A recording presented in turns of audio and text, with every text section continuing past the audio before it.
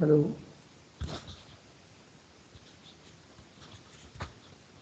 Yes, sir.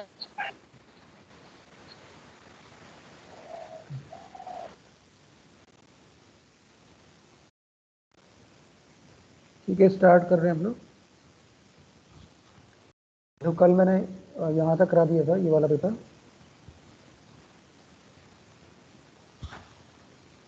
आवाज़ आ रही है मेरी? Yes, sir. ओके, ठीक। तो ये कल पेपर हमने यहाँ तक सॉल्व किया था। अब इसके बाद सेकंड का ई पार्ट से स्टार्ट करना है। ठीक। तो इसमें एक जो ई पार्ट है उसमें पूछा है डिफ्रेंशिएट बिटवीन प्राइमरी की एंड फॉरेन की। तो प्राइमरी की और फॉरेन की में डिफरेंस दिखाना है। तो देखो, प्राइमरी की क्या होता है। प्राइमरी की एक ऐसा कॉलम होता है जिसकी वैल्यूज क्या होती हैं, यूनिक होती हैं। ठीक है, primary key is an attribute which have unique values and we can not enter null values. अगर कोई किसी कॉलम तो वो होगी यूनिक नहीं। तो पता है सभी को प्राइमरी की के बारे में। अब फॉरेन की क्या होता है, कोई बताएगा फॉरेन की क्या होता है? What is foreign key? Foreign की के बारे में सर नॉन की एट्रीब्यूट होता है।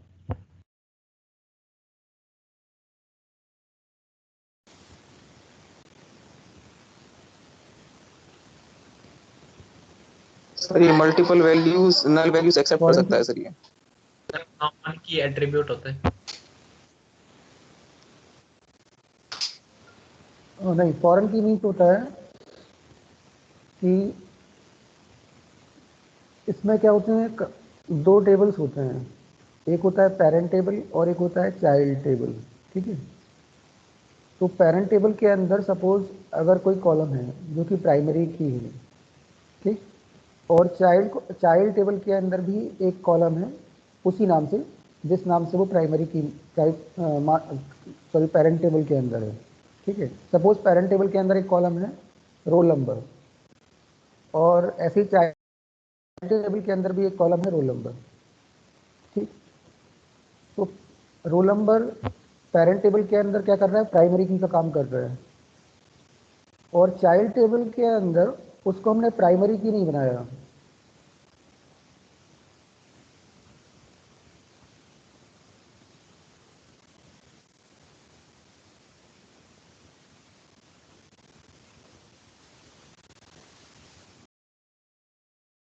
सर आवाज नहीं आ रहा। हाँ, ओके, अभी आ रही है आवाज? Yes sir.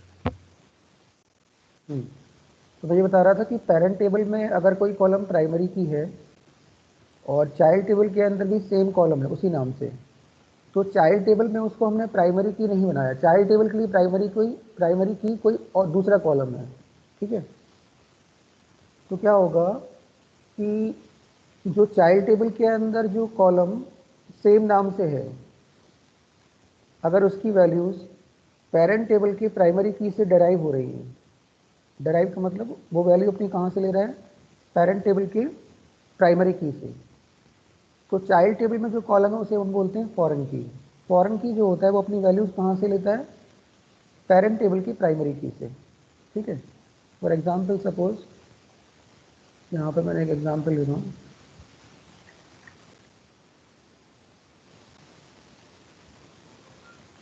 जैसे ये हमारे पास एक पेरेंट टेबल है, पेरेंट टेबल, उसका नाम दे रही कुछ। सपोज एक टेबल है हमारे पास स्टूडेंट, ठीक, और एक दूसरी टेबल है, सपोज हम मान लेते हैं टीचर टेबल मान लेते हैं। तो सपोज स्टूडेंट में कोई कॉलम है,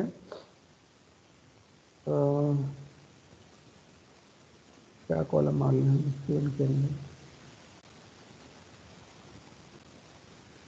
कोई भी कॉलम मान लेते हैं। सपोज एक कॉलम में मान ले लो स्टूडेंट आईडी मान लिया सपोज, स्टूडेंट आईडी, और इस वाले टेबल में भी ये कॉलम है, स्टूडेंट आईडी के नाम से एक कॉलम है, ठीक है। तो दोनों टेबल के अंदर कॉमन कॉलम कौन सा हो गया, स्टूडेंट आईडी। अब यहाँ पे तो ये वाला जो कॉलम है वो किसका काम कर रहा है, प्राइमरी की का काम कर रहा है, ठीक। और इस टेबल के अंदर एक कॉलम और मान लिया हमने सपोज टीचर आईडी, और यहाँ पे ये प्राइमरी की है, ठीक।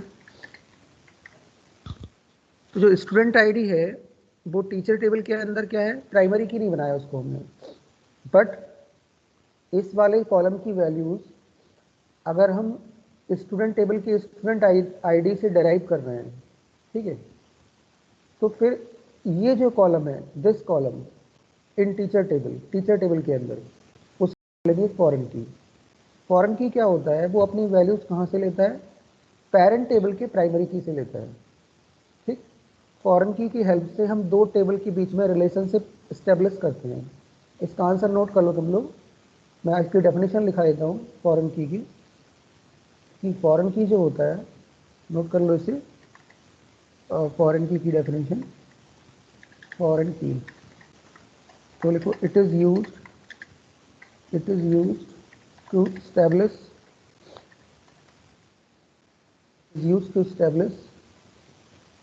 relationship between two or more tables, ठीक है। It is use to establish relationship between two or more tables। फिर इसमें लिखेंगे it is an attribute or column in the child table which derives its values from the primary key of the parent table, ठीक है। ये definition है foreign key. Foreign की क्या करता है, दो टेबल के बीच में रिलेशनशिप इस्टेब्लिश करता है, दो या दो से ज़्यादा टेबल्स के बीच में। और एक्चुअली ये होता क्या है, ये क्या होता है कि चाइल्ड टेबल के अंदर एक ऐसा कॉलम होता है जो कि अपनी वैल्यूज पेरेंट टेबल के प्राइमरी की से लेता है, ठीक है। समझ में आया?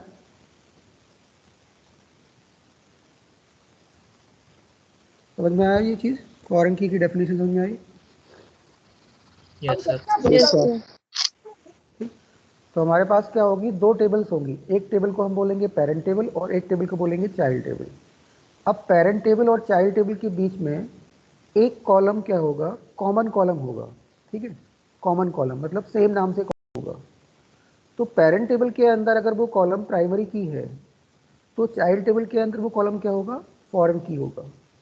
और उसकी वैल्यूज कहाँ से आएंगी, पेरेंट टेबल के प्राइमरी की से, पेरेंट टेबल के प्राइमरी की से। इसे बोलते हैं foreign key. Foreign key is use to establish relationship between two और more tables and it is an attribute और column in the child table which derives its values from the primary key of the parent table, ठीक है। जैसे कि मैंने एक example बताया कि अगर हमारे पास ये स्टूडेंट टेबल है और एक टीचर टेबल है, स्टूडेंट टेबल के अंदर एक कॉलम है स्टूडेंट आईडी और ये यहाँ पे क्या है, प्राइमरी की है, तो ये स्टूडेंट हमारी पेरेंट टेबल हो गई। और टीचर में ये जो स्टूडेंट आईडी है ये प्राइमरी की नहीं है, प्राइमरी की कौन है, टीचर आईडी। तो ये जो कॉलम है, दिस कॉलम, ये अपनी वैल्यू कहाँ से डिराइव करेगा, स्टूडेंट टेबल के स्टूडेंट आईडी से, ठीक है। फॉर एग्जाम्पल अगर स्टूडेंट आईडी की वैल्यूज 1 2, अगर ये वैल्यू 1 2 3 4 इस तरह से हैं, स्टूडेंट आईडी की वैल्यू अगर 1 2 3 4 है, जो तो टीचर टेबल में जो स्टूडेंट आईडी होगा उसकी वैल्यूज भी क्या होंगी, 1 2 3 4 में से ही कोई वैल्यू होगी, ठीक है। क्योंकि ये अपनी वैल्यू कहाँ से ले रहा है, स्टूडेंट टेबल से ले रहा है, और कौन से कॉलम से, स्टूडेंट आईडी से। तो जो टीचर टेबल के अंदर स्टूडेंट आईडी होगा उसकी वैल्यूज भी 1 2 3 4 में से ही कोई एक वैल्यू होगी, ठीक है। तो इसकी वैल्यूज जो पॉसिबल वैल्यूज होंगी वो क्या होंगी, 2 1 इस तरह से ही होंगी, 2 1 3 4, मतलब ये वैल्यूज ही कंटेन कर सकता है। लेकिन अगर मैं इसमें 5 लिख दूँ, अगर मैंने यहाँ 5 लिख दिया, तो ये 5 जो है वो पेरेंट टेबल में एग्जिस्ट नहीं कर रहा है। 5 क्या है, पेरेंट टेबल के अंदर एग्जिस्ट नहीं कर रहा है, ठीक है। तो फिर ये वाला जो है ये रॉन्ग होगा, क्योंकि ये 5 वैल्यू को कंटेन नहीं कर सकता, क्योंकि ये अपनी वैल्यू कहाँ से ले रहा है, पेरेंट टेबल से ले रहा है, स्टूडेंट आईडी से, और स्टूडेंट आईडी की वैल्यूज जो है 1 2 3 4 है। तो जो इस वाले स्टूडेंट आईडी की वैल्यूज होंगी वो भी 1 2 3 4 में से ही कोई एक वैल्यू होनी चाहिए, वो 5 को एक्सेप्ट नहीं करेगा, ठीक है। ध्यान रखना इस चीज़ का, जो वैल्यूज पेरेंट टेबल के अंदर होंगी वही वैल्यूज क्या होंगी, चाइल्ड टेबल के अंदर भी स्टूडेंट आईडी की वैल्यूज होंगी, ओके। तो यहाँ पे ये 5 जो है वो एरर शो करेगा, तो ये 5 हम इसको नहीं दे सकते, इसकी वैल्यूज भी क्या होंगी, 1 2 3 4 में से ही कोई वैल्यूज होंगी, ओके। तो ये इसकी डेफिनेशन है, इसको नोट कर लो, एग्जाम्पल लिख लेना इसको।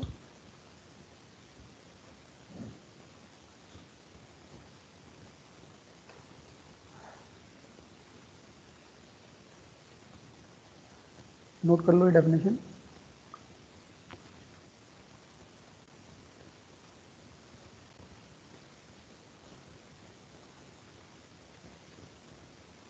ठीक है, लिख लिया तुमने?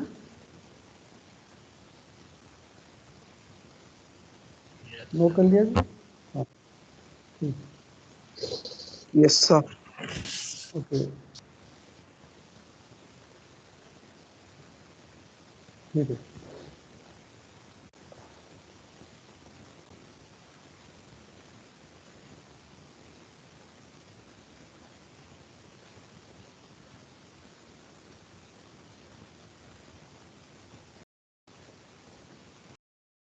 ओके, अब देखो नेक्स्ट क्वेश्चन क्या है हमारा। ये टेबल दी हुई है और इसके बेसिस पे हमें कुछ क्वेश्चन सॉल्व करने हैं। तो टेबल का नाम है फ्रेंड्स। इसमें पहला ये वाला क्वेश्चन है, select name comma country from friends where age is greater than 12 and name like a person. तो इसका हमें आउटपुट निकालना है, क्योंकि ये कमांड लिखा हुआ है, ये कमांड है और इसका हमें आउटपुट बताना है कि इसका आउटपुट क्या आएगा, ठीक। तो देखो आउटपुट हम लोग चेक कर लेते हैं। इसमें कौन कौन से कॉलम डिस्प्ले होंगे? सर नेम एंड कंट्री का। हाँ, एक कॉलम नेम का बनेगा और एक कॉलम बनेगा कंट्री का। तो हम क्या करेंगे, एक कॉलम लिख देंगे नेम और एक कॉलम बना देंगे कंट्री के नाम से।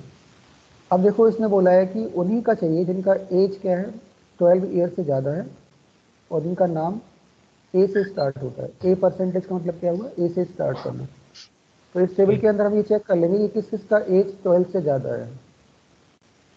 12 से ज़्यादा तीनों एक का तो ये आ हो गया, जाएगा।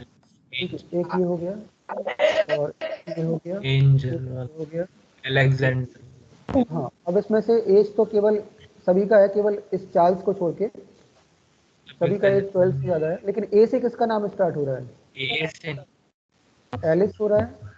एलिस का नाम आएगा, एंजल आएगा, एंजल आएगा, एंड जैस्मिन नहीं आएगा, राज Raj, राज नहीं आएगा, Alexander, sir. हाँ एलेक्जेंडर। अलेक्जेंडर है। तो नेम हमारे हो गए एलिस, एंजल, एलेक्जेंडर। और क्या चाहिए, इनका कंट्री चाहिए। तो कंट्री हम देख लेंगे, एलिस का कंट्री क्या है, वॉशिंगटन है, और एंजल का कंट्री क्या है, शिकागो है, और एलेक्जेंडर कंट्री क्या है, सॉरी सिटी क्या है, सॉरी सिटी नहीं कंट्री चाहिए, मैं गलत देख रहा हूँ, सिटी नहीं चाहिए कंट्री चाहिए। तो एलिस का यूएसए है, एंजल का भी यूएसए है, और एलेक्जेंडर का ऑस्ट्रेलिया है, ठीक है। तो ये आंसर लिख लेना इसका। एक कॉलम बनेगा नेम का, तो नेम में हमारे आ जाएंगे Alice, Angel and Alexander, and country में आ जाएगा यूएसए एंड ऑस्ट्रेलिया, ठीक है। इसमें कोई प्रॉब्लम नहीं होनी चाहिए, सिंपल क्वेश्चन है, कर लोगे इसे, ओके। अब देखो सेकंड वाला पूछा है, select ucase concat name comma multiply comma city from friends where country like Denmark. तो इसमें मैं सेलेक्ट क्या करना है, ये सिलेक्ट करना है you case concat name city. तो इस नाम से कॉलम बन जाएगा हमारा। किस नाम से कॉलम बनेगा, इस नाम से कॉलम डिस्प्ले में आएगा। मतलब जब ये आउटपुट आएगा इसका, तो हमारा आउटपुट इस तरह से आएगा, यू केस फिर ब्रैकेट में क्या लिखा है इसके, concat name comma multiply city. Concat concat लिख के आएगा, फिर नेम आएगा और यहाँ मल्टीप्लाई का साइन आएगा, कॉमा सिटी आएगा। ठीक, तो ये इस नाम से आउटपुट डिस्प्ले होगा हमारा। मतलब ये कॉलम बन जाएगा, ये कॉलम क्रिएट हो जाएगा। और कॉलम क्रिएट करने के बाद अब इसकी हम वैल्यू राइट करेंगे इसके नीचे, इसकी क्या क्या वैल्यूज आएंगी तो वो हम चेक कर लेते हैं। पहले देखते हैं, सबसे पहले तो हमारा क्या होगा कि हम किस किस को कॉन्केट, पहले जो अंदर वाला फंक्शन है कॉन्केट फंक्शन वो चलेगा, फिर बाद में यू केस चलेगा। तो कॉन्केट करना है, और जिनका सिटी क्या है, जिनका कंट्री लाइक डेनमार्क। ठीक है, डेनमार्क वालों को हम करेंगे। तो पहला डेनमार्क दो ही ये है है, सर डेनमार्क। दो डेनमार्क हैं, दो डेनमार्क हैं। ठीक, तो हमारा क्या होगा, नेम और सिटी को कॉन्केट करना है, और उसके बीच में क्या एस्ट्रिक भी आएगा, एस्ट्रिक भी कंबाइंड होगा। तो पहला आएगा Charles Estrick, Estrick city Charles Estrick, ये कौन सी सिटी है, कॉपिंग ओपन कोपेनहेगन। कॉफिंगन, ठीक है, कॉफिंगन होगा। अब ये तो कॉन्केट हो गया, और यू केस क्या करेगा, उसको अपर केस में कर देगा।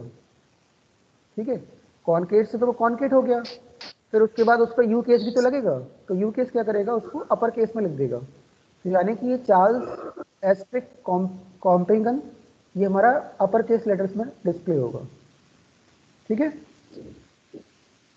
पहले पहले उस पर हमने कॉन्केट फंक्शन लगाया। जब कॉन्केट फंक्शन लगाया तो वो हो गया चार्ल्स एस्ट्रिक कॉपिंगन, और फिर पूरे पे लगा दिया हमने यू केस, तो वो अपर केस में चेंज हो जाएगा।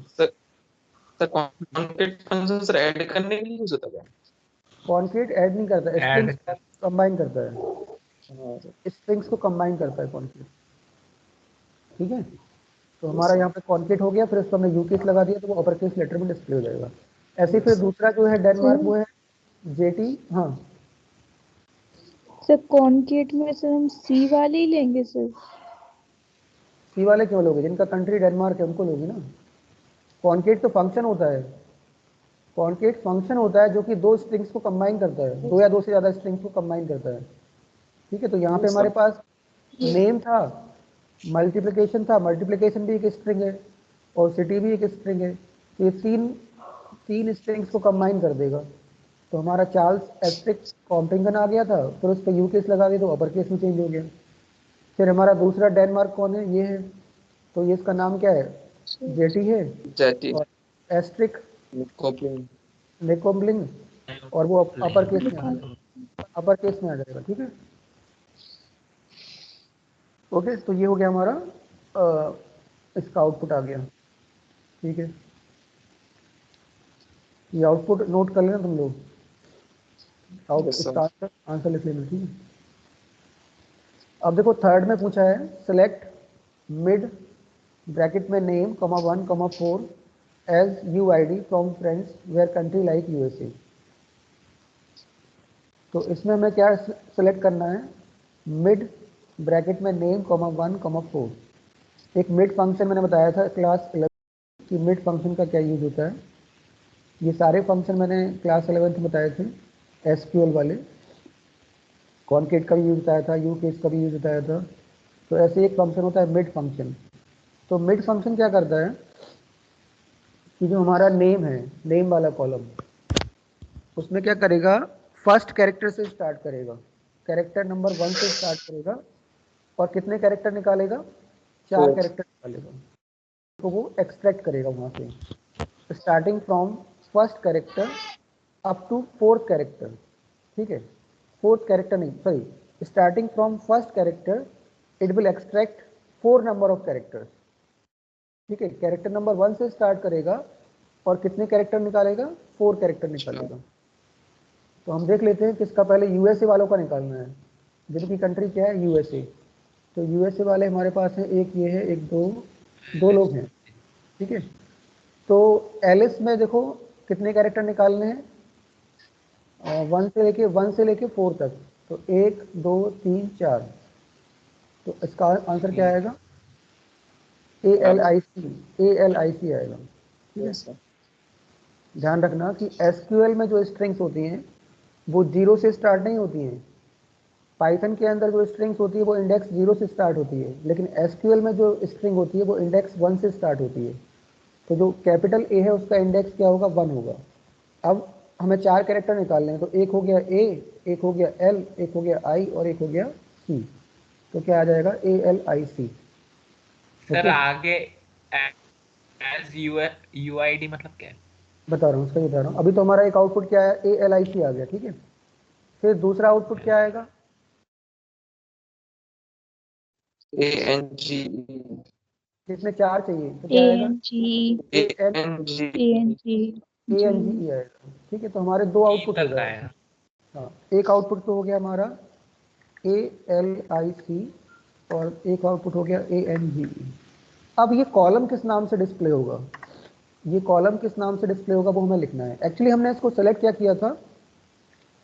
किया था मिड ब्रैकेट में नेम कॉमा 1 कॉमा 4, तो इस नाम से कॉलम बनना चाहिए। बट एक्चुअली क्या किया उसने कि इस कॉलम को एक अल्टरनेटिव नेम दे दिया, और वो अल्टरनेटिव नेम क्या है उसका? UID। तो अब ये कॉलम क्या होगा? इस नाम से डिस्प्ले नहीं होगा, वो किस नाम से डिस्प्ले होगा? UID के नाम से डिस्प्ले होगा। ठीक है, एक्चुअली अगर हम एज UID नहीं लिखते तो हमारा कॉलम किस नाम से डिस्प्ले होता? मिड नेम कॉमा 1 कॉमा 4 से डिस्प्ले होता, बट इसके आगे लिखा है एज UID। तो अब ये वाला जो कॉलम है मिड नेम कॉमा 1 कॉमा 4, इसका ऑल्टरनेटिव नेम क्या हो जाएगा? UID हो जाएगा। ठीक, तो हमारा जो कॉलम है वो इस नाम से डिस्प्ले ना होगी, किस नाम से डिस्प्ले होगा? UID के नाम से डिस्प्ले होगा। ठीक है, तो ये इसका आंसर होगा। कॉलम नेम होगा UID एंड उसकी वैल्यूज होगी एलिस और ANGE। ठीक है, यस सर। समझ में आ गया? कभी भी किसी कॉलम, जैसे मान लो ये वाला कॉलम है, मैं चाहता हूं कि इस कॉलम को मैं कोई ऑल्टरनेटिव नेम दे दूं, तो उसके आगे क्या करना है? एज लगा देना है और उसका नया नाम दे देना है बस। एज मैंने मान लो इसको दे दिया नेम। तो अब ये वाला कॉलम जो है वो इस नाम से डिस्प्ले नहीं होगा, वो किस नाम से डिस्प्ले होगा? नेम के नाम से डिस्प्ले होगा। ध्यान रखना, कभी भी किसी कॉलम को अगर हमें कोई ऑल्टरनेटिव नेम देना है तो उसके आगे क्या करेंगे? उस कॉलम के आगे एज लिख देंगे और उसको एक नया नाम दे देंगे, जो भी नया नाम देना है आपको। ठीक है, या जो भी न्यू नेम देना है उसको नाम दे सकते हैं। जैसे मैंने इसका नाम क्या दे दिया? नेम दे दिया। ठीक, तो इस नाम से डिस्प्ले हो जाएगा। ठीक, इस तरह के क्वेश्चंस आते हैं एग्जाम में कि अगर किसी कॉलम को हमें रीनेम करना है या उसको ऑल्टरनेटिव नेम देना है तो उसको एज लगा के उसके आगे नया नाम लिख देते हैं उसको। ठीक, और एक चीज़ और ध्यान रखना कि ये जो नया नाम होता है वो डिस्प्ले में आता है, ओनली डिस्प्ले के लिए होता है, टेबल में चेंज नहीं होता है। टेबल के अंदर कोई चेंज नहीं होता है। ठीक है, ये केवल डिस्प्ले के लिए होता है, मतलब आउटपुट दिखाने के लिए होता है। लेकिन अगर तुम टेबल में जाके चेक करोगे तो टेबल में उसका नाम वही होगा जो पुराना नाम था। ठीक है, ओके, ये हो गया हमारा। नाउ अब इसमें हमें लिखने हैं कमांड्स। एच वाले पार्ट में कमांड्स लिखने हैं। तो पहला कमांड है to display list of all foreigner friends. To display list of all foreigner friends, list of all foreigner friends. क्या लिखोगे answer? To display list sir of India all. के छोड़ के जितने भी है सर उन सभी के नाम सर। हाँ, तो क्या लिखोगे? Select Select star from friends, star from star from friends where friends where country country is where not country where country not not in India. Not in India. ठीक है, where country not in India. India. इसका answer हो जाएगा select star from friends where country not in Not in India. ठीक है, India. ये answer. Select star from friends where country not in India. ठीक है, Yes, sir. तो ये सारे फॉरेन फ्रेंड्स को डिस्प्ले कर देगा। नेक्स्ट है हमारा to list name comma city and country in descending order of age. Sir, select name, comma, city, Select comma, country from friends, age, desk. From select name comma city comma country from friends, फिर क्या लिखोगे? Age, DESC. Order by order age, by by order by age, DSC order by age DESC। ES. DSC बाद में आएगा ये। Select आएगा, select आएगा name, और क्या है? नेम है, नेम है और सिटी और country. Name comma city comma country from friends, from friends. इसमें वेयर नहीं लगता है, order by, order by age है, age DSC age DESC age नहीं होता है, एज DSC एज होगा। एज DESC होता है। ऑर्डर बाय एज DESC, उसके आगे DESC आएगा।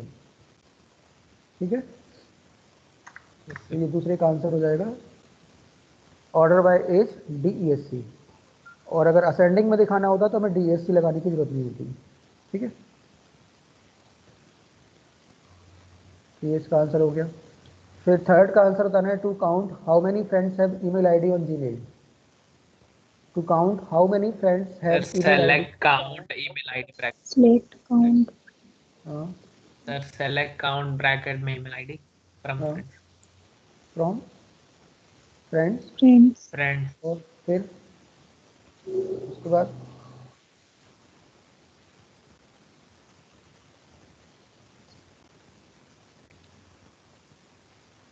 जिनका आईडी सर जीमेल पे, sir where email ID modulus Gmail modulus.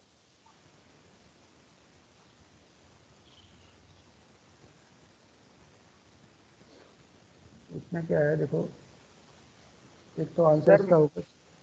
Sir email ID में सर मॉड्यूलस लगा देंगे दोनों साइड, जिसमें बीच में जीमेल होगा। सेलेक्ट काउंट, ब्रैकेट में लिखेंगे हम लोग email ID email ID. Column का नाम देख लेना क्या है, कॉलम का नाम किस नाम से है? Email underscore ID. ध्यान रखना इस चीज़ को, ईमेल अंडरस्कोर आईडी, इस चीज़ का ध्यान रखना करना। कॉलम का नाम वही होना चाहिए जो टेबल में है। ओके, नहीं तो गलत हो जाएगा। कॉलम का नाम वही यूज़ करोगे जो टेबल में उसने नाम दिया है, अदरवाइज क्वेश्चन तुम्हारा रॉन्ग हो जाएगा। कभी कभी हम लोग क्या करते हैं, क्वेश्चन में देख लेते हैं कि क्या नाम लिखा है, और टेबल में हम चेक ही नहीं करते कि उसका नाम क्या है। वो अगर ऐसा कर दिया तो पूरा कमांड गलत हो जाएगा। ठीक है, select count email underscore ID from friends. अब इसमें मुझे बताओ कंडीशन क्या लगेगी, वेयर से लगाएंगे कंडीशन की हैविंग से लगाएंगे?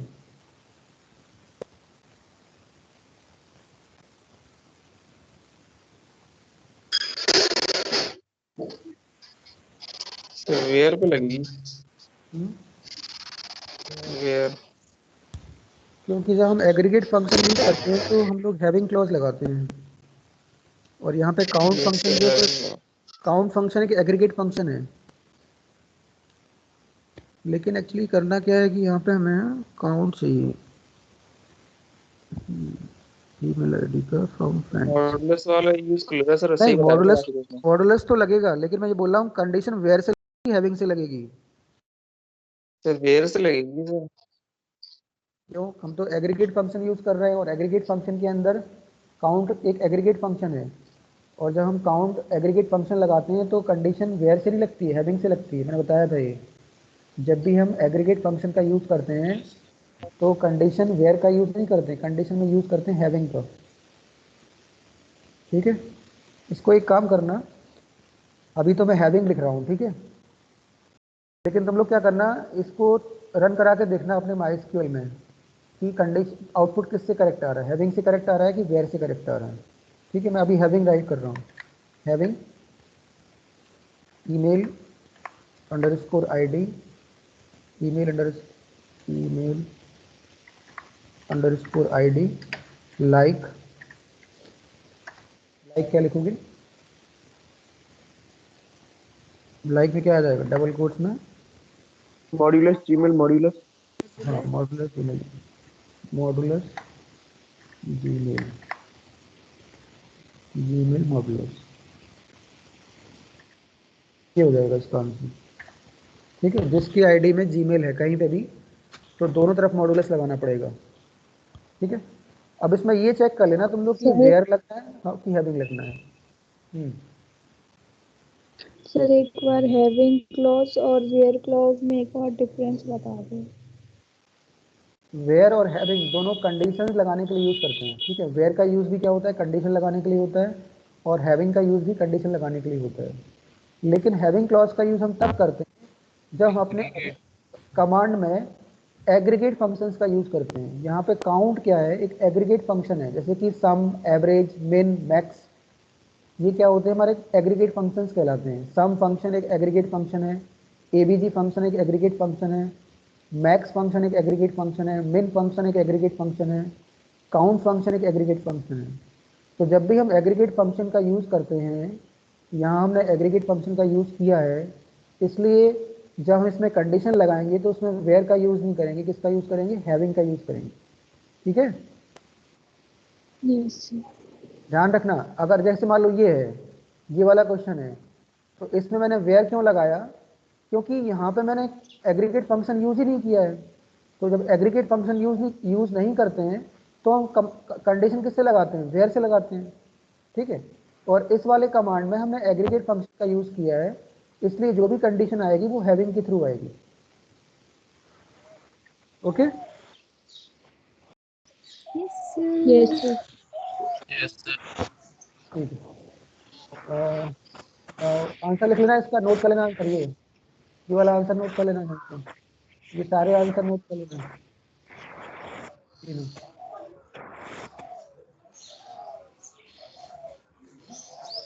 ठीक है, नेक्स्ट पार्ट में अब आगे बढ़ रहा हूँ।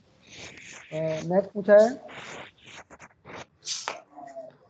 To list name and city of those friends not have an email ID. हमें डिस्प्ले क्या क्या करना है? नेम डिस्प्ले कराना है और सिटी डिस्प्ले करानी है। किनका कोई भी ईमेल आईडी नहीं है। To list name and city, तो केवल दो कॉलम डिस्प्ले कराने हैं, नेम कॉलम और सिटी कॉलम। जिनका कोई भी ईमेल आईडी नहीं है। तो कैसे कराओगे display? Select name, So comma, select city. name, comma city from friends where mail ID like null. So email ID is null. Their email ID is null. Is null आएगा, Yes sir. Is null आता. Is null आता है। जब भी नल का use होता है तो इज नल यूज करते हैं। ठीक है, ध्यान रखना इस चीज का, इज नल होता है। सेलेक्ट नेम कॉमा, और क्या था? नेम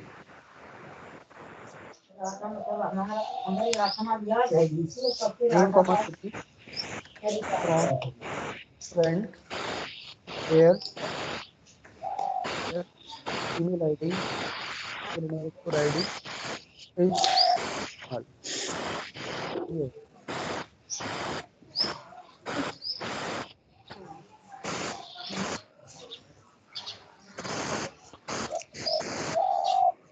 ओके, सर ये नोट कर लेना, इज नल होता है। ध्यान रखना इस चीज का। तुम लोग क्या करते हो, कई लोग इक्वल टू नल कर देते हैं। इक्वल टू नल नहीं लगता है, ना लाइक नल लगता है, इज नल होता है। ओके, जब भी नल का यूज होगा तो इज के साथ आएगा, ना कि वो इक्वल टू और लाइक के साथ। तो ये सारे कमांड्स हो गए हमारे। ये चारों कमांड मैंने करा दिए, ये आउटपुट हो गए। और फॉरेन की डेफिनेशन मैंने बता दी। फॉरेन की याद कर लेना, एग्जाम में आता है व्हाट इज फॉरेन की। ओके, तो ये वाला सैम्पल पेपर हमारा यहाँ पे कंप्लीट हो गया। ठीक है, सर हाँ सर एक बार ऑल्टरनेट की और कैंडिडेट की में डिफरेंस दिखवा दो। ऑल्टरनेट की मतलब वो जैसे कैंडिडेट की हमने बताया था मैंने कि कोई टेबल है, अगर उसके अंदर कई सारे कॉलम ऐसे हैं जो कि प्राइमरी की बन सकते हैं, ठीक है। जैसे मेरे पास एक टेबल है, उसमें एक कॉलम है रोल नंबर और एक कॉलम है एडमिशन नंबर। तो ये दोनों कॉलम क्या है, प्राइमरी की बन सकते हैं ना। दोनों कॉलम के पास कैपेबिलिटी है कि वो प्राइमरी की बन सकते हैं। बट किसी भी टेबल के लिए प्राइमरी की केवल एक ही होता है, ठीक।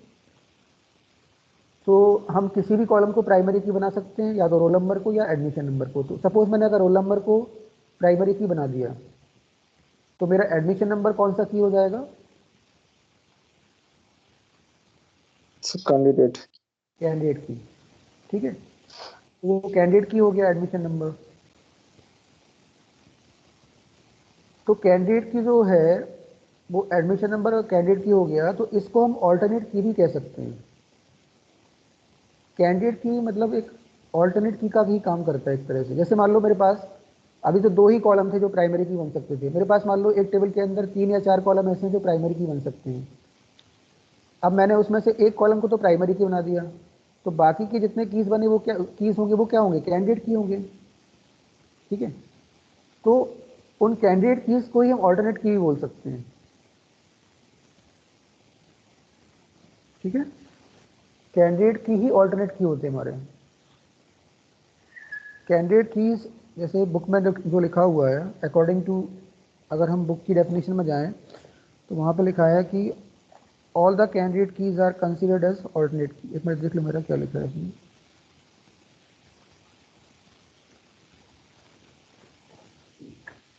सर अगर डिफरेंस है एक मिनट मैं पहले डेफिनेशन देख लेता हूँ, क्या है एक्चुअल डेफिनेशन क्या है। हाँ, ये ऑल्टरनेट की बोल रहे हैं। ऑल्टरनेट की डेफिनेशन बुक में ये लिखी है कि अ कैंडिडेट की that is not a primary key is called an alternate की। कैंडिडेट की that is not primary key is called an alternate की। तो मतलब तो वही हुआ ना, जितने भी कैंडिडेट कीज होंगे वो क्या होंगे, ऑल्टरनेट कीज होंगे हमारे।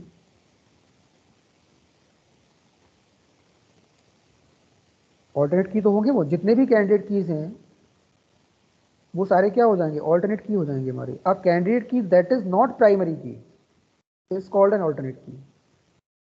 जैसे मैंने अभी बताया कि मेरे टेबल में 4 कॉलम ऐसे हैं जो कि प्राइमरी की बन सकते हैं, बट हम किसी एक ही कॉलम को प्राइमरी की बना सकते हैं, क्योंकि according to database restriction we can make only 1 column as a primary key, ठीक है।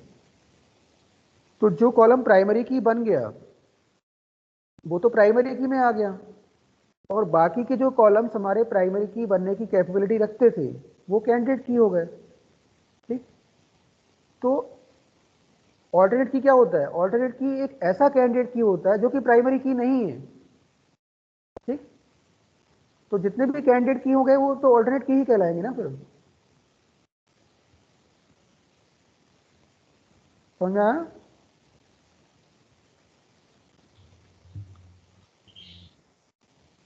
Yes sir. देखो हमारा प्राइमरी की जो होता है वो भी एक कैंडिडेट की ही होता है, ध्यान रखना इस चीज को। प्राइमरी की भी तो एक कैंडिडेट की है, क्योंकि हमने वो कैंडिडेट था किसके लिए, प्राइमरी की बनने के लिए।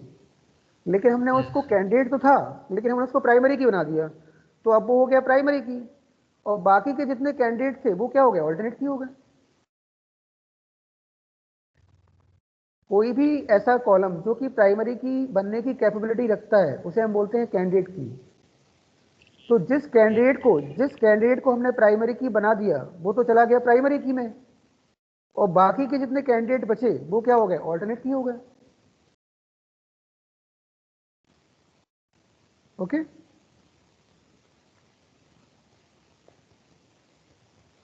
ठीक है। अब मुस्कान, यस सर। सर एक बार फॉरेन की फिर से समझा दीजिए। फॉरेन की देखो ये डेफिनेशन लिखी है फॉरेन की कि ये क्या करता है, दो या दो से ज़्यादा टेबल्स के बीच में रिलेशनशिप बनाता है। रिलेशनशिप का मतलब ये होता है कि उनके बीच में कुछ डेटा कॉमन हो सकता है, मतलब डेटा रिलेटेड डेटा होता है, ठीक है, दो टेबल्स के बीच में अगर हमें कोई रिलेशनशिप बनाना है तो वो फॉरेन की के थ्रू बनती है।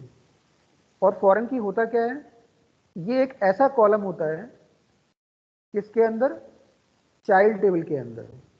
चाइल्ड टेबल के ऐसा कॉलम होता है जिसकी वैल्यूज पेरेंट टेबल के अंदर जो कॉलम प्राइमरी की है उसकी वैल्यूज से डिराइव होता है ये। ठीक है, foreign key is an attribute और column in the child table which derives its values from the primary key of the parent table। जैसे कि मैंने एक एग्जांपल बताया था अभी ये कि मेरे पास एक टेबल है स्टूडेंट टेबल है और एक टेबल है टीचर टेबल है। तो अब इन दोनों टेबल के अंदर स्टूडेंट आईडी कॉलम कॉमन है, इसमें भी स्टूडेंट आईडी है और इसमें भी स्टूडेंट आईडी है। बट ये जो मेरी स्टूडेंट टेबल है इसमें ये प्राइमरी की का काम कर रहा है, बट इस वाले टेबल में प्राइमरी की मेरा दूसरा कॉलम है। कौन सा है वो, प्राइमरी, ये है टीचर आईडी कॉलम प्राइमरी की है। तो अब ये जो कॉलम है चाइल्ड टेबल के अंदर स्टूडेंट आईडी, ये अपनी वैल्यूज डिराइव करेगा कहां से, स्टूडेंट टेबल के स्टूडेंट आईडी कॉलम से। ठीक है, तो इसकी वैल्यूज क्या है, 1 2 3 4 है। तो जो ये चाइल्ड टेबल के अंदर जो वैल्यूज होंगी वो भी क्या होंगी, 1 2 3 4 ही हो सकती हैं, इसके अलावा कोई वैल्यू नहीं होगी, क्योंकि ये अपनी वैल्यूज को कहां से ले रहा है, पेरेंट टेबल के स्टूडेंट आईडी से। तो यहाँ पे जो टीचर टेबल के अंदर जो स्टूडेंट आईडी है वो क्या हो गया, एक फॉरेन की हो गया, क्योंकि उसने अपनी वैल्यूज को डराइव किया पेरेंट टेबल के प्राइमरी की से। समझ में आया?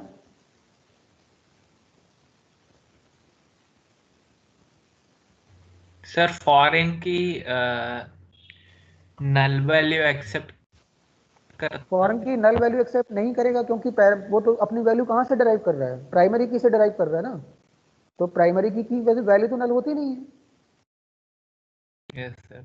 एक्चुअली क्या है, फॉरेन की अपनी वैल्यू कहां से ले रहा है, पेरेंट टेबल के प्राइमरी की से ले रहा है। तो पेरेंट टेबल का प्राइमरी की अपने पास नल वैल्यू कंटेन ही नहीं कर सकता, क्योंकि प्राइमरी की नल वैल्यू लेता नहीं है। तो फॉरेन की भी नल वैल्यू नहीं लेगा।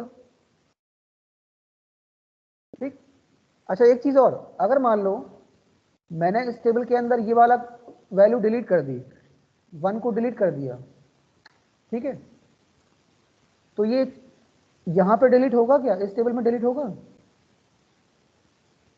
No sir, no sir. क्यों नहीं होगा डिलीट, क्योंकि वहां से तो 1 हट गया ना। सर होगा। जब वहां से 1 हट गया तो यहां भी तो 1 हटेगा, क्योंकि ये अपनी वैल्यू वही वैल्यू लेगा जो पेरेंट टेबल के अंदर है। तभी तो मैं बोल रहा हूँ कि रिलेशनशिप बनाता है।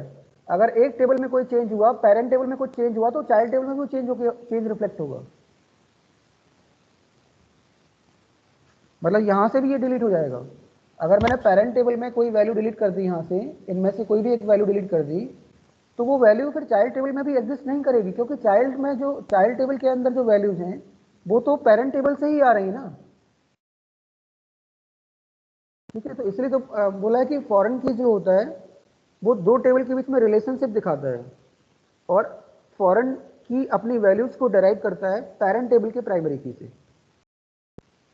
ठीक है, वो दोनों टेबल आपस में इंटरलिंक्ड होती हैं। अगर मैंने फॉरेन की बनाया हुआ है तो वो दोनों टेबल आपस में लिंक हो जाती हैं। तो अगर मैंने एक टेबल में कोई चेंज किया तो वो चेंज दूसरे टेबल में भी रिफ्लेक्ट होता है। ठीक है, ये होता है प्राइमरी की, सॉरी फॉरेन की। ठीक है,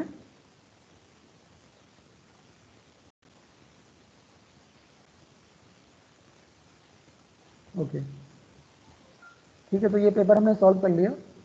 अब मैं एक पेपर तुम लोग को आज सेंड कर रहा हूँ अभी, इसको तुम लोग सॉल्व करना आज। मैं भी, हाँ सर मुझे कार्टेशियन जॉइन नहीं आता। एक बार देखो मेरा वीडियो, देखो जो मैंने बनाए थे, वीडियो सेंड किए, सब समझ में आ जाएगा। ऐसा कुछ ये नहीं है कि इसमें समझ में ना आए। ठीक है, कार्टेशियन प्रोडक्ट वाला देखो मेरा जो मैंने वीडियो अपलोड किए हैं, ये सेंड भी किए थे। उसमें देखो कौन सी क्लास में पढ़ाया था मैंने, वो उससे समझ में आ जाएगा। Yes. ठीक है, तो ये 20 मार्क्स का तुम्हारा डेटाबेस वाला पोर्शन है बोर्ड एग्जाम में, 20 मार्क्स का। लास्ट ईयर 15 मार्क्स का था, इस साल 20 मार्क्स का है। तो ये 20 मार्क्स में से 20 मार्क्स ही आना चाहिए तुम्हारे, इस चीज़ का ध्यान रखना। ठीक है, और ये कोई बहुत ज़्यादा डिफिकल्ट नहीं है 20 में से 20 मार्क्स लाना एसक्यूएल के अंदर। ठीक, क्योंकि अगर तुमने अगर 4-5 सैम्पल पेपर भी सॉल्व कर लिए और एक पूरा रिवाइज कर लिया एक बार, तो 20 में से 20 मार्क्स ही आएंगे, एक मार्क्स भी तुम्हारा नहीं कटेगा इसमें से। ठीक, सिमिलरली पाइथन के अंदर भी तुम पूरे में से पूरे मार्क्स ला सकते हो, पाइथन के अंदर भी, लेकिन पाइथन में थोड़ी सी मेहनत करनी पड़ेगी। कहाँ पे? आउटपुट बेस्ड क्वेश्चंस में, जहाँ पे फंक्शन पे बेस्ड आउटपुट आते हैं, स्ट्रिंग पे बेस्ड आउटपुट आते हैं। इन क्वेश्चंस में कम से कम तुम्हें कम से कम 50 क्वेश्चन सॉल्व करने पड़ेंगे आउटपुट बेस्ड, 50 क्वेश्चन, वो भी सैम्पल पेपर्स के थ्रू। ठीक, तो वहाँ भी तुम फुल मार्क्स ला सकते हो पाइथन के अंदर। फिर बचा क्या? नेटवर्किंग बचा है 10 मार्क्स का। तो वो नेटवर्किंग भी कोई ज़्यादा नहीं है, डेफिनेशन से सारी, तो मैंने सारी डेफिनेशन तुम लोगों को बताई हुई हैं। एक एक डेफिनेशन को कम से कम मैंने 10 बार बताया तुम लोगों को। ठीक है, लेकिन अब ये तुम लोगों के ऊपर है कि तुम लोग कितना करते हो। ठीक है, सीएस का सबसे मेरा मतलब ये है कि इस बार मेरा सिलेबस सबसे पहले कंप्लीट हुआ है सीएस में। अभी तक तो मेरा सिलेबस ही कंप्लीट नहीं हो पाता था, रेगुलर क्लास होती थी तो। ठीक है, तो इस चीज़ को ध्यान रखो कि तुम लोग एक बहुत ज़्यादा बेनिफिट पे हो कि तुम लोगों ने 4-5 सैम्पल पेपर सॉल्व कर लिए हैं। तो इसको जितने से ज़्यादा जितना कर सकते हो डेली, कम से कम मैंने बोला है कि तुम्हें एक सैम्पल पेपर से कम 2 पार्ट करने हैं एक क्वेश्चन पेपर के, और डेली का ये रूटीन बनाओगे तब अच्छा स्कोर आएगा 90 के अबव। देखो एक चीज़ ध्यान रखना, 60 और 70 के बीच में सभी के मार्क्स आ सकते हैं। 60 और 70 के बीच में, वो कुछ भी ना पढ़े तो भी मैं बोल रहा हूँ 60 और 70 के बीच में मार्क्स आ जाएंगे। ठीक, 70 to 80 भी मार्क्स स्कोर हो जाते हैं, लेकिन अगर जिसको 80 से 90 तक जाना है, वहाँ पे मेहनत करनी पड़ेगी। ठीक, या 90 के ऊपर जाना है, तो थोड़ा सा अगर 5-10 नंबर बढ़ाने में ही सबसे ज़्यादा जोर आता है हमारा। ठीक है ना, बाकी 70-80 के बीच में ही सारे बच्चे रहते हैं मैक्सिमम, लेकिन वो 80 और 90 के ऊपर भी जाने के लिए कुछ ज़्यादा मेहनत नहीं करनी है। अगर तुम लोगों ने पाइथन के आउटपुट बेस्ड क्वेश्चंस कर लिए और ये जो तुम्हारे प्रोग्रामिंग बेस्ड क्वेश्चंस हैं, तो ईजिली तुम लोग 90-95 के ऊपर जा सकते हो ये सीएस में। सीएस का पैटर्न जो है फिक्स है, जैसे ये क्वेश्चन पेपर का पैटर्न है सेम ऐसे ही पैटर्न आएगा, इससे कुछ अलग नहीं होगा। ठीक, और ये अगर हमने ये पेपर सॉल्व कर लिए तो मेरे ख्याल से ये क्वेश्चंस भी सेम टू सेम आ जाएंगे। कोई भी नया क्वेश्चन नहीं बनता है एग्जाम में।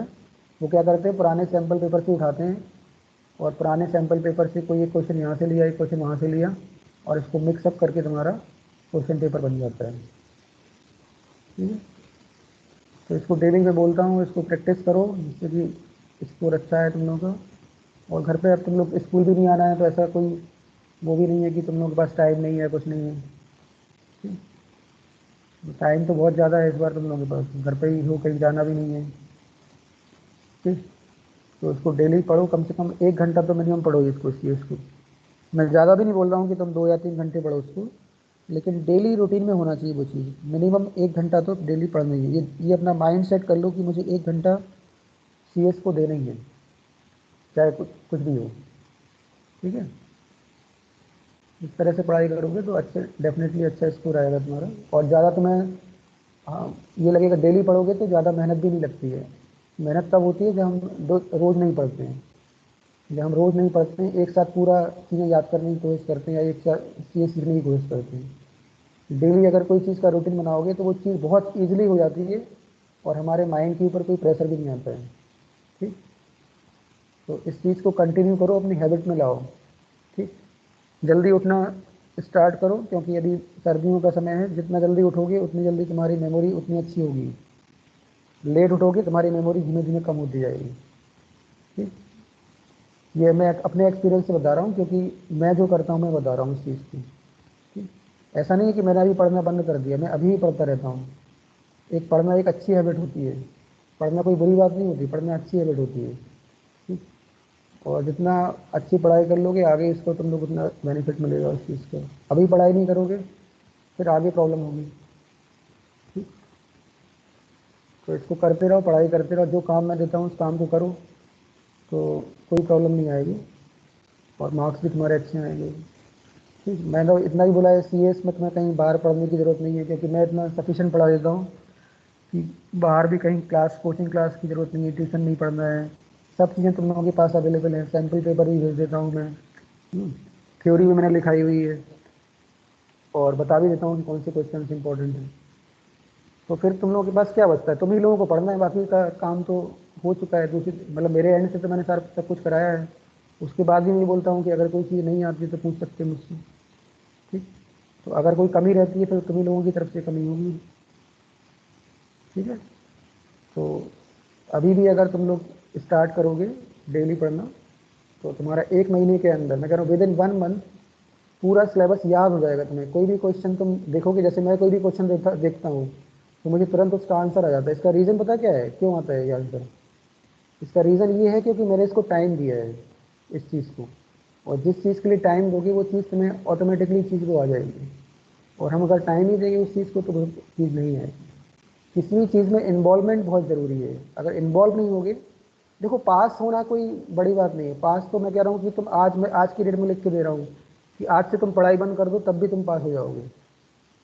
ठीक है, लेकिन हमारा टारगेट केवल पास होना नहीं है, हमारा टारगेट ये है कि हम जो चीज़ कर रहे हैं उस चीज़ को अच्छी तरह से करें जिससे कि हमें भी अच्छा लगे। क्योंकि जब हमारे मार्क्स अच्छे आएंगे या हमारा स्कोर अच्छा आएगा तो हमें बहुत अच्छा फील होगा। ठीक, और उस चीज़ से दूसरों को भी अच्छा लगेगा जो लोग तुमसे जुड़े हुए हैं। ठीक है, तो इस चीज़ को ध्यान रखो और मेहनत करो, क्योंकि अभी तुम लोगों के पास टाइम है। 4 साल, 3 या 4 साल ही तो पढ़ना है, उसके बाद तो फिर तुम लोग अपना जो भी जहाँ भी जिस फील्ड में जाओगे फिर उतना वो नहीं रहता है। ठीक, पढ़ाई जो है शुरू में मैंने हर चीज़ को बनाने में टाइम लगता है। ठीक है, मतलब जब स्टार्टिंग करते हो ना, जैसे अभी कंप्यूटर का बेनिफिट क्या है कि जब हम कोई एक बार चीज़ बना लेते हैं, जैसे मैंने आज मान लो ये क्लास पढ़ाई, अब ये क्लास मैंने अगर रिकॉर्ड कर ली तो मैंने पहली बार ही तो मेहनत की, एक ही बार तो मेहनत की ना। अब वो चीज़ क्या है, मैं कंटिन्यूसली उस चीज़ को, अब मुझे नेक्स्ट टाइम मेहनत नहीं करनी है। वो चीज़ मेरी जो बन गई वो आगे वो कंटिन्यू रहेगी, विदाउट कुछ नहीं करना, हार्डवर्क नहीं करना। हार्डवर्क केवल एक ही बार होता है लाइफ में। ठीक है, तो बस एक बार थोड़ा सा मेहनत करनी पड़ती है, फिर उसके बाद सारी चीज़ें आसान हो जाती हैं आगे आगे। ठीक है, तो करते रहो, पढ़ाई करो अच्छे से। ठीक है, आज एक पेपर और सेंड करूंगा मैं, एक पेपर और सेंड कर दूंगा, तो उसमें से जितना क्वेश्चंस कर पाओ कर लेना, बाकी फिर हम कल डिस्कस करेंगे इसके बारे में। ठीक है, yes sir. Okay Yes, sir. Okay,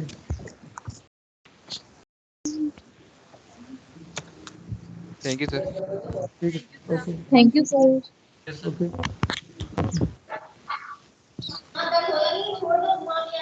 करती हूँ